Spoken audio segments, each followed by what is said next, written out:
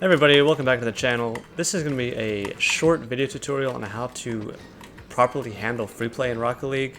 And all I mean by that, the main theme of this video is going to be mindfulness. And I know that you probably already know most of these things, and this video is going to be more of a reminder on what you need to be doing to make sure that you're not wasting your time. Because I have a lot of hours in this game, and honestly, if I was more efficient in my training, I could be a much higher rank than I am now. You know, I could be pushing for SSL if I did everything perfectly, but you gotta remember to have fun too. Anyway, there are a couple of aspects of Rocket League that would include shooting, dribbles, flicks, aerials, and then of course things like air dribbles and, you know, flip resets, all that stuff.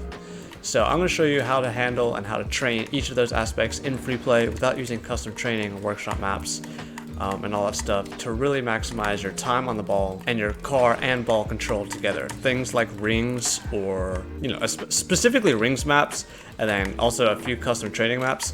They might teach you really good car control, but without ball control it's worthless, so you do need to train both at the same time. Now if you cannot control your car, yes, you need to do rings maps, other things like that to get your car control down. But if you feel like you're pretty comfortable in the air, you know, maybe you can do a little bit of tornado spin, stuff like that. It's time to really think about training time on the ball. And that's why so many pros recommend free play and 1v1s, is because it maximizes your time on the ball. So, for your first aspect of the game, we're just gonna go over, before you get into anything, you first load up, you just wanna hit the ball around a little bit, get a little warm, and you wanna get power behind the ball. So this will innately help with your shooting, because if you wanna be accurate, you need to be able to get power on the ball and put it where you want. So in free play here, I don't want you to just hit the ball. Like let's say you're just driving around hitting the ball. I want you to intend to put power on it and intend a general direction. You don't have to be super specific, but you know, like for example here, I'm gonna try to hit it into the opposite wall, or you see it coming off this bounce. Okay, let's go for a backboard pass here. You know what I'm saying? You don't want to just go like, okay, I'm just gonna hit it. Like, okay, this is coming off the corner. Let's go for the backboard again. Easy. Doesn't have to be very specific, but you want to get power and you want to get a general placement. Then what I like to do to practice your next aspect of Rocket League, if you want to call it that, is instead of just hitting it every time, you're going to slow it down and go for a couple catches, dribble the ball a little bit, and give it a flick. That was not a flick. But as I said, you'll see it bouncing. This is your chance to slow it down and catch it naturally, okay? And then go for a flick, right? Then hopefully the flick will throw the ball away. You can recover, try to catch the ball, and this is important because it's not very often that you get to practice your catches. Most of the time when people practice dribbling, they're just going to spawn the ball on top of the car. But the problem is that already matches the ball to your car's speed, and so you don't get practice with quickly matching it and being able to flick as soon as possible. Because if you do not match your car with the speed of the ball, like if you go too fast, like your flicks are just going to be bad. If you go too slow, your flicks are going to be bad. So if you get a good catch, minimize the bouncing, you'll be able to flick faster and get those flicks off faster in game before somebody has the chance to challenge you. You know what I'm saying? Alright, so once you feel like you've done that for a little bit, the only other thing you can start doing, you know, you're going to tend to start dribbling the ball into the wall, and this is where you're going to get tempted, right? This is where you're going to start going up for flip resets and things like that, and that's great. That's fine.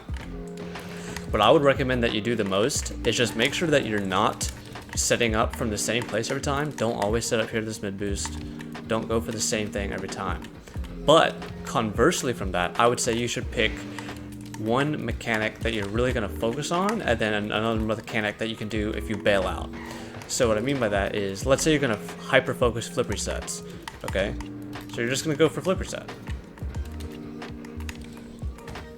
Now let's say you hyper focus flip resets, but you kind of mess up. You don't get the setup you want. Okay, well I'm going to try to go for an air dribble and recover it. I'm going to try to get a couple extra touches. All I'm saying is that you need to go for a flip reset or whatever the mechanic you said that you wanted to practice, and then when there's a time that you've messed up, try to recover it. Don't just drop. Don't just pull one of these and reset and start again from the same position. Try to recover it and try to see what you would be able to do to salvage messing up your flip reset, because that's going to happen in game quite frequently too, because you're going to run out of boost. And let's say you're good at flip resets. Okay, maybe practice double flip resets. Can you double flip reset? Can you flip reset musty? Can you flip reset musty double tap?